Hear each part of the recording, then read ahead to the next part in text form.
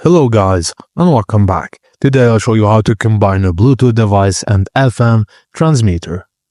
Firstly, carefully open the Bluetooth device casing without damaging wires. Set aside removed parts for potential reuse. Now, unscrew and open the FM transmitter case.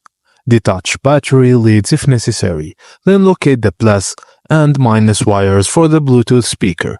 Connect the plus wire to both L and R terminals of the FM transmitter.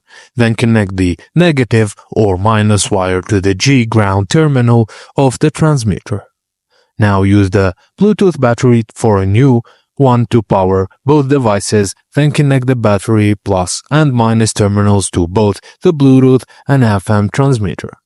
Finally, pair your phone with the Bluetooth device and turn on the FM transmitter and set a frequency. Tune your radio to the same frequency and play audio. Now you have a working Bluetooth to FM transmitter. Thank you for watching, and please don't forget to like and subscribe for more.